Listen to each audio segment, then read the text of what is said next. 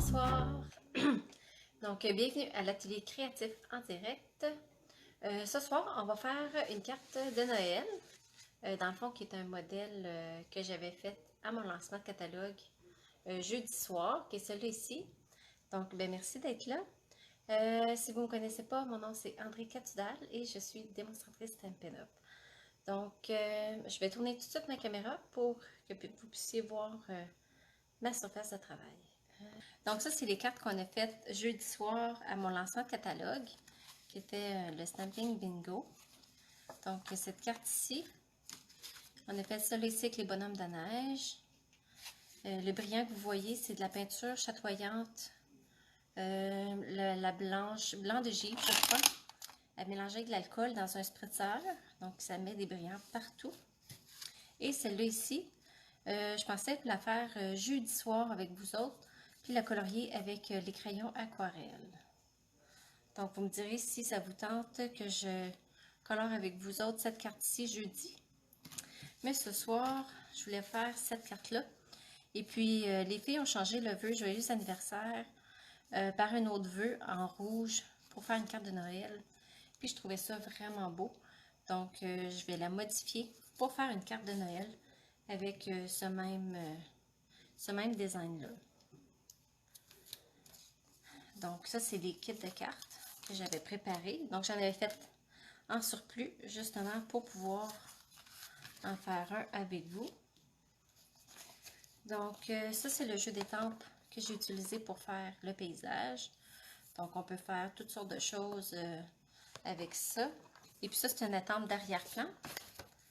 Donc, c'est avec ça que je vais commencer. Donc, j'ai déjà placé le Stamparatus, mon étampe, pour venir étamper à la bonne place.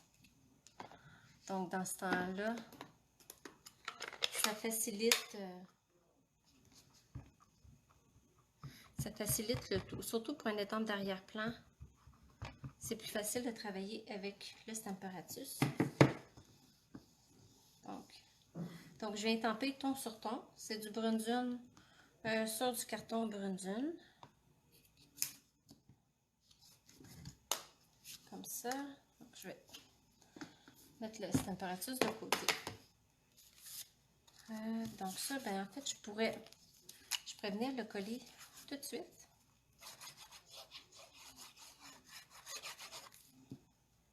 Puis après ça, on va faire la partie paysage.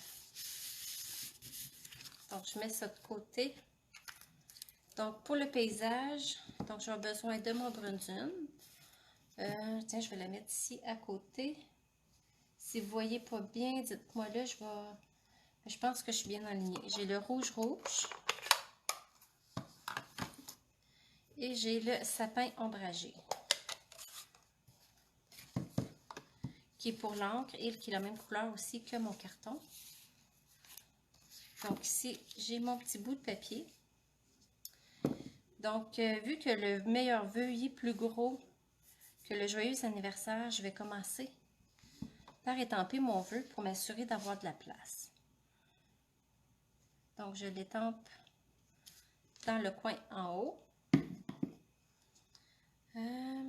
Après ça, j'ai étampé la maison. J'ai été tout de suite avec la maison parce que je trouvais que c'est plus facile de placer les autres éléments après, une fois que mon élément central est placé.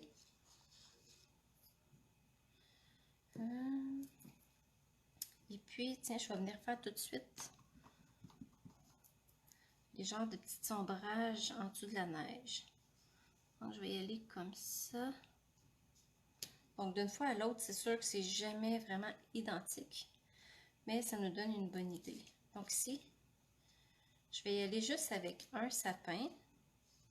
Je pense que les filles avaient eu plus de succès avec un sapin à la fois que d'en étamper 2-3. Donc, je vais y aller. J'y vais à 2 étampages pour avoir comme de la profondeur dans ma forêt. Comme ça. Un petit dernier là. pour faire de la profondeur, j'en mets comme pas à la même hauteur. Donc déjà, je modifie un peu mon projet de départ. Là, ici, j'ai mon gros sapin que lui, je vais venir mettre plus bas. Ici, comme ça. Puis, je vais vérifier si mes petits oiseaux sont bien alignés. Parfait. Donc, mes petits oiseaux, c'est comme des petits cardinals que je vais faire étamper dans mon gros sapin. Donc, en même temps, ça fait le rappel du rouge. Puis, je vais venir mettre juste des petits chevreuils ici dans le bas. Donc, c'est pas plus compliqué que ça. Donc, si vous allez sur Pinterest puis vous faites des recherches avec le nom de jeu d'étampe Snowfront, il y a déjà plein de belles choses que les personnes ont créées avec ça. C'est vraiment de toute beauté. Donc, juste pour ne pas me salir, je vais mettre ça là-dessus. J'ai probablement déjà même les mains sales. OK. Là, je vais venir coller. Merci. Je suis contente que vous aimez ça. Et puis, en même temps, c'est quand même pas si compliqué.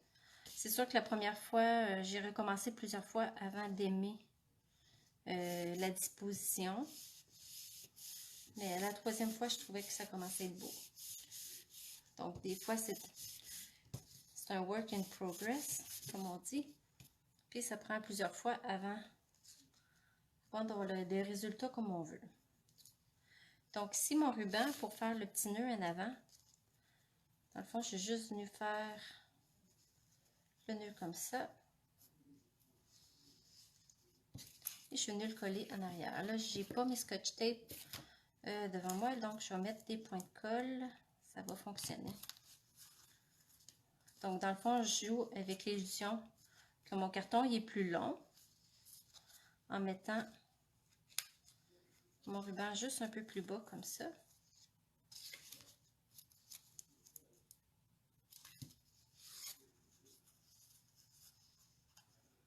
Donc, je m'assure de bien le placer. Donc, ça fait une façon différente de placer nos rubans. Puis surtout, si vous avez de la difficulté avec vos boucles, ben, vous n'avez pas besoin avec un projet comme ça. Donc ici, là, je mets quand même un peu plus de colle à cause du effet qu'il soit embossé.